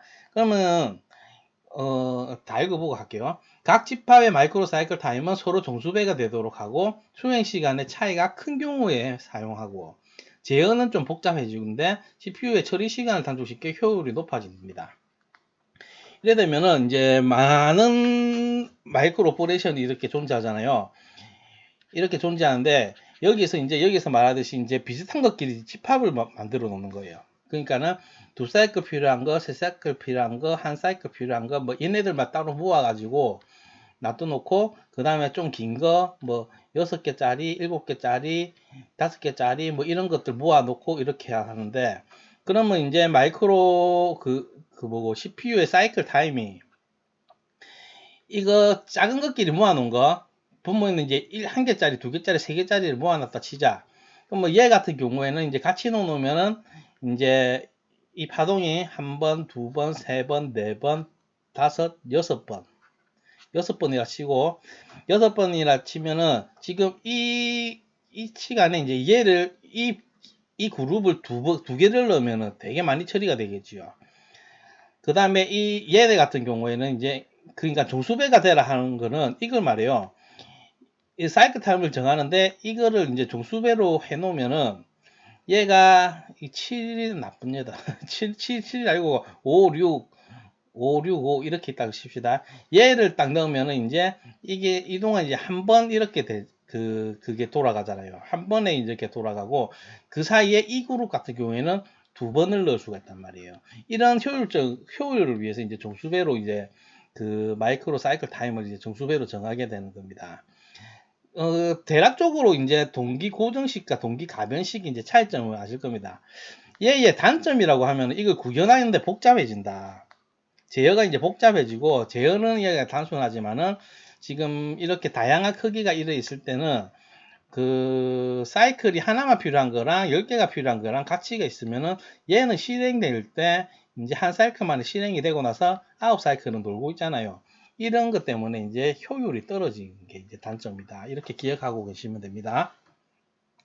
그래서 다시 문제로 돌아와서 이 설명 중 이제 문제에서 묻는 건 이제 고정식입니다. 동기 고정식. 그래서 틀린 것을 보면은 모든 마이크로 오퍼레이션 동작 시간이 비슷할 때 유리하다. 1번은 맞고요. 각 그룹 간 서로 다른 사이클 타임의 동기를 맞추기 위해 각 그룹 간의 마이크로 사이클 타임의 종신후배를 되도록 한다. 이거는 이제 동기 고정식이 아니고 동기 가변식입니다. 그래서 답은 2번이 됩니다. 3번, 4번 또 읽어보면은 모든 마이크로 오퍼레이션 중에서 수행 시간이 가장 긴 마이크로 오퍼레이션 동작 시간을 마이크로 사이클 타임으로 정한다. 그 다음 4번에는 모든 마이크로 오퍼레이션의 동작 시간이 같다고 가정하여 CPU 클럭의 주기를 마이크로 사이클 타임과 같도록 정의하는 방식이다. 그래서 이제 답은 2번입니다.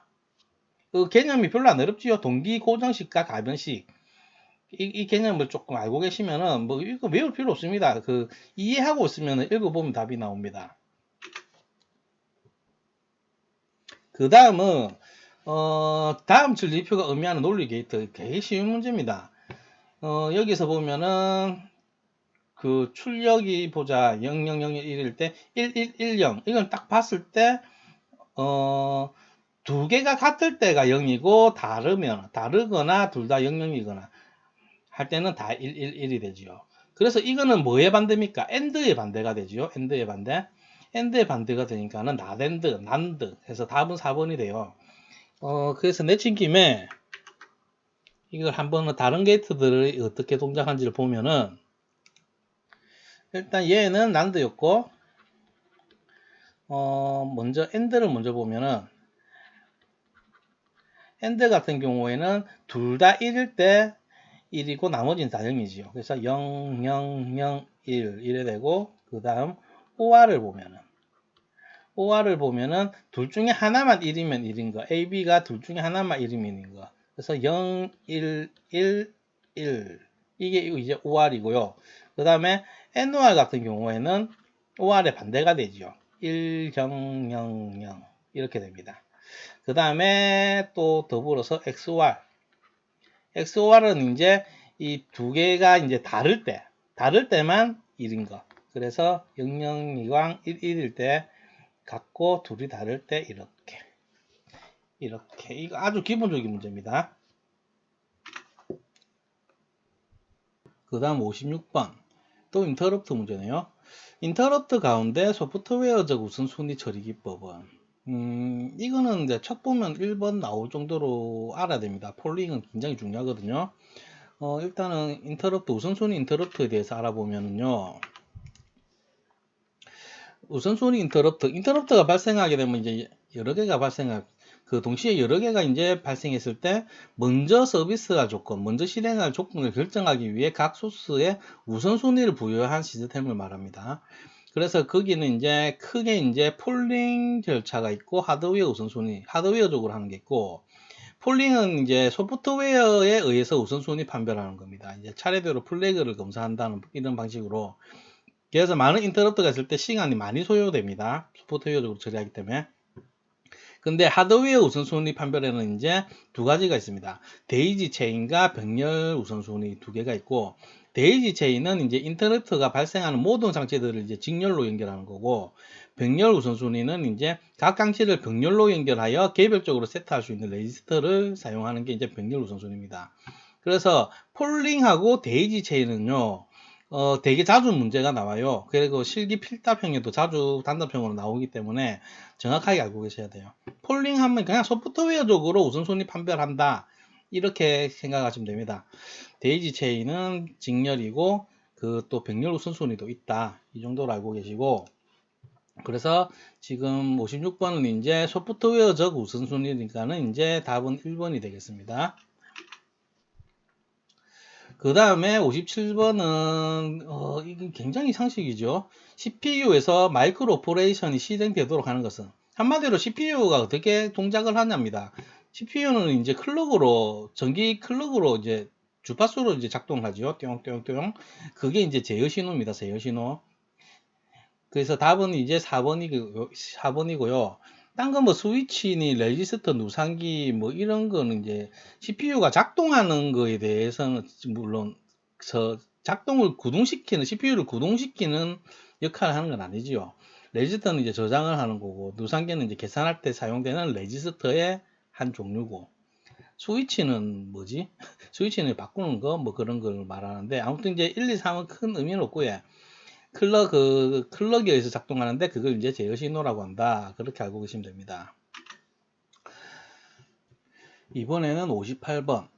8비트로 구성된 레지스터에서 최상위 비트를 부호 비트라고 가정할 때 2의 보수로 숫자를 표시한다면 이 레지스터로 표시할 수 있는 10진수의 범위를 바르게 나타낸 것은 이거를 공식으로 외워가지고 풀지 마시고요. 그냥 이게 하고 넘어가면서 문제 풀 때 이렇게 조금 그려보면 돼요. 일단은 이제 비트들 그 코드표를 한번 보면요. 이렇게 되면은 이제 이거는 이제 2의 보수 부호를 표시하고 있는 2의 보수 방식이고요. 이거는 이제 부호를 표시하고 있는 부호화된이라고 하죠. 부호를 표시하고 있는 1의 보수 방식. 그 다음에 이거는 이제 그냥 그거 보수가 아니고 그냥 부호를 표현한 겁니다. 이거를 어떤 차이가 있냐면은 일단은 이게 이제 전부 이제 10진수를 이렇게 적어 놓으면은 일단은 이제 양수만 먼저 보면요. 양수는 이제 0에서 이제 1, 2, 3, 1씩 증가시키면 되죠. 이것도 그렇고 얘도 그렇고 2의 보수든 1의 보수든 양수는 다 똑같습니다. 그 다음에 이것까지도 다 똑같습니다. 다 똑같은데 재밌는 거는 이제 첫 번째 비트가 제일 좌측에 있는 것, 방금 문제에서는 최상위 비트라고 표현을 했죠. 이 첫 번째 비트가 부호를 나타냅니다. 그래서 0일 때는 이제 플러스를 나타내고 1일 때는 마이너스를 나타냅니다. 이렇게 되면은 특이한 점은 여기서 이제 0이 플러스 마이너스 둘 다 존재하는 거예요. 이거 같은 경우에 1의 보수 방식을 취하면은 0이 두 개가 됩니다. 이게 특이한 점이고 이거 2의 보수 방식에서는 이제 마이너스 0은 존재 안 하고 여기서 이제 1, 1, 1, 1 이제 보수 방식을 취하고 있는 겁니다. 0을 이제 보수 방식을 취하면은 이제 마이너스 1 얘의 보수를 취해서 얘의 보수에 취해서 1, 1, 1, 0이 되고 그 다음도 마찬가지. 이래 되면 이제 1을 0이라고 생각하시면은 그 순서대로 쫑쫑쫑쫑 변해요.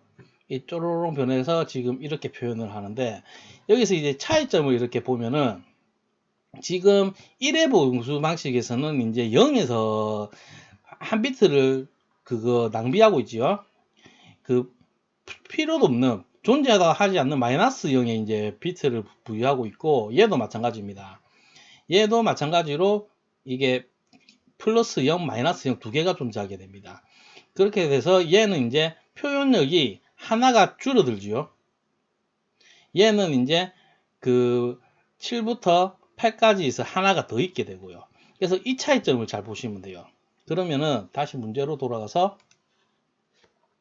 지금 이거 같은 경우에는 8비트로 구성이 되어 있고 최상위 비트가 부호 비트라고 하니까는 8비트면 이제 비트가 하나, 둘, 셋, 넷, 다섯, 여섯, 일곱, 여덟 이렇게 돼 있을 테고 이 첫 번째 비트가 이제 부호를 나타내는 거죠. 부호를 나타낼 테고 여기서 이제 위로 1 해가지고 뭐 10, 11, 100 이렇게 쭉 나타낼 거고 이제 마이너스에서는 이제 이게 1, 1, 1, 1, 1, 1, 1, 1, 1 2의 보수 방식이니까는 이렇게 돼서 이제 마이너스 1부터 쪼로록 표현을 하게 될 겁니다. 이래 되면은 아까 전에 봤듯이 밑에 음수 표현이 양수 표현보다 1이 큽니다. 이거는 이제 비트가 이제 0부터 부여가 됐기 때문에 얘는 이제 아까 표에서도 이제 보면은 이제 플러스 7 여기는 마이너스 8 이렇게 표현했듯이 이게 이제 숫자 범위로는 이제 1이 더 커요. 절대값이 1이 더 큽니다. 표현을 할 수 있는 이제 제일 작은 수가 절대값이 제일 큰 수가 되겠지요. 음수가. 이렇게 돼서 일단 8비트니까는 2의 8승, 2의 8승이 뭐지요? 2, 4, 8, 256가지를 표현할 수 있죠. 256가지를 표현할 수 있는데 부호로 이제 나눠지니까는 이게 이제 2로 나누면은 128이 되겠죠. 그러니까 양수 이쪽 위쪽에 128가지가 있고 밑에 128가지 이렇게 나눠지는데 얘 같은 경우에는 0에서 시작하지요. 0에서 시작하니까는 0에서 0을 포함해서 128개를 표현하면 127까지 갑니다. 127까지예요. 0까지 쳐가지고 127까지 되고 얘는 이제 마이너스 1부터 표현을 하니까는 마이너스 128까지 갑니다. 이게 미묘하게 다르기 때문에 방금 이 표에서 보면은 0이 이제 두 개가 존재하냐, 두 개가 존재하면 많이 달라집니다. 조금씩 달라집니다. 많이 달라진 건 아니고 조금씩 달라지니까는 이 부분을 좀 이해하고 있으면 돼요. 그래서 그 책에 보면은 그 수험서 같은 데 보면은 막 공식으로 막 표현해 놨는데 전 그 공식 모릅니다. 그 공식으로 하면은 그 외울 거 천지인데 그런 거 말라 외우고 있습니까? 이렇게 해서 보면은 범위가 이제 마이너스 128에서 플러스 127이다라는 거는 이렇게 유추가 되지요. 그래서 이제 답은 1번이 됩니다.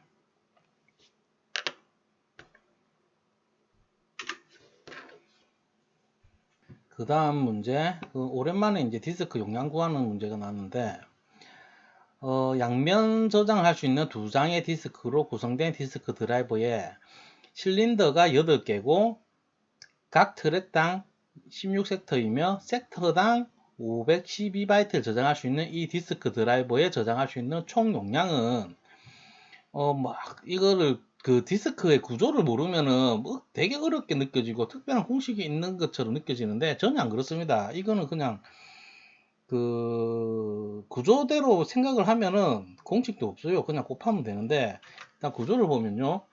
하드디스크가 지금 이렇게 돼 있죠. 그래서 지금 여기서 말하는 실린더는요.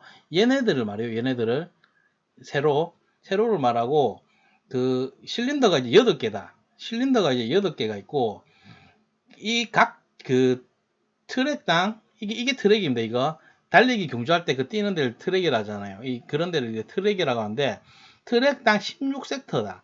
이게 이제 나눠져 있죠. 이걸 섹터라고 부릅니다. 이 한 칸 한 칸 한 칸을 이 섹터를 16섹터 16개가 이제 하나의 트랙을 이루고 있고 이 섹터당 512바이트를 저장할 수 있으면 할 수 있다면 이 디스크의 총 용량은 그래서 일단은 이제 섹터당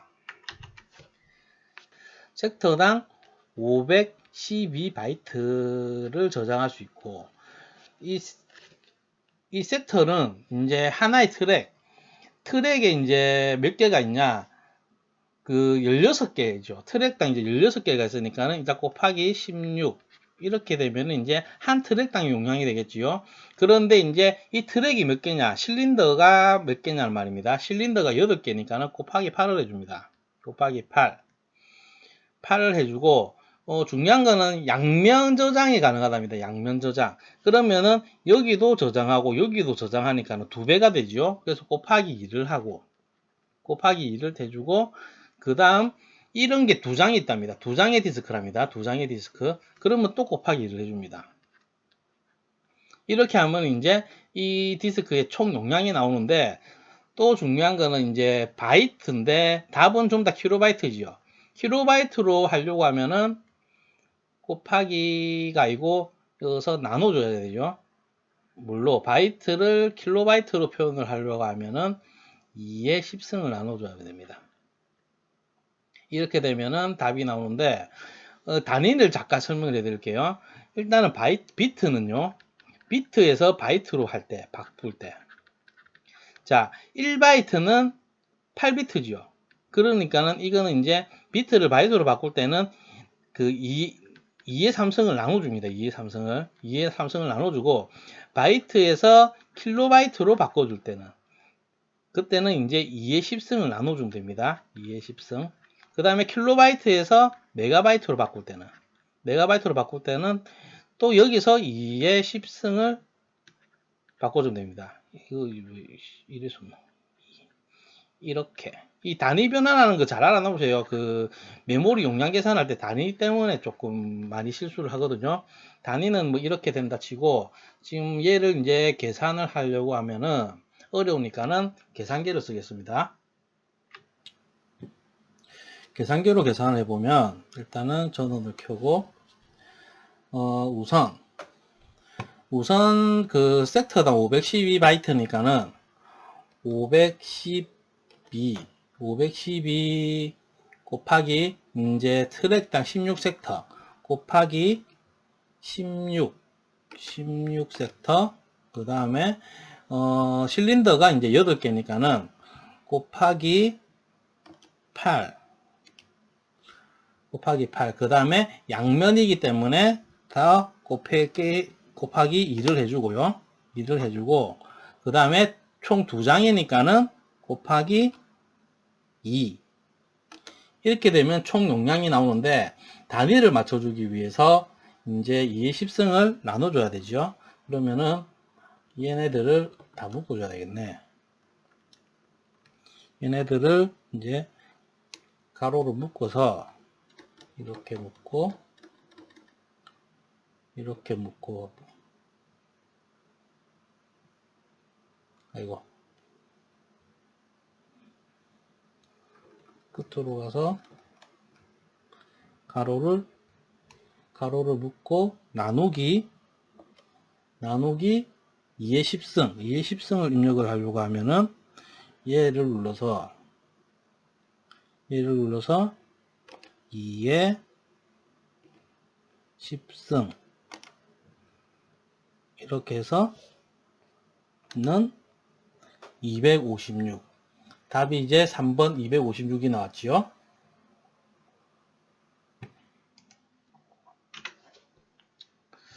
이번에는 이제 마지막 문제 60번 폴링 방식에 대한 설명으로 틀린 것은 폴링은 아까 전에 그 인터럽트의 우선순위 정하는 방식 중에 하나였지요. 소프트웨어로 처리하는 방식. 이와 대비되는 것은 이제 하드웨어로 인한 방식인 이제 데이지 체인이랑 그 다음에 병렬 방식 뭐 이렇게 있고 일단 폴링 방식은 이제 융통성이 있습니다. 일단은 하드와이어드 방식과 비교를 하면은 융통성은 있습니다. 변경이 가능하니까요. 소프트웨어만 바꾸면 되니까는. 그래서 1번은 맞는 말이고 회로가 간단하다. 회로가 간단하다기보다 회로 자체가 없습니다. 아마도 이제 전체 시스템의 회로를 말한 것 같아요. 이제 인터럽트를 위한 회로가 필요가 없어지니까 전체적인 회로가 간단해지니까 이번 또 맞는 말이 되고 반응 시간이 빠르다. 반응 시간은 느립니다. 이제 소프트웨어로 처리한다는 말은 CPU가 이거를 간장한단 말이거든요. CPU의 부하를 높이기 때문에 반응 시간은 느릴 수밖에 없습니다. 일단은 하드와이어드 방식으로 구성된 것은 속도는 무조건 빠르겠다고 생각하시면 됩니다. 그 다음 별도의 하드웨어가 필요 없다. 이게 소프트웨어로 구성된 거니까 맞는 말이고요. 그래서 답은 3번입니다. 그러면요 2021년 1회 필기 그 3과목을 이제 다 풀었습니다. 수고하셨습니다.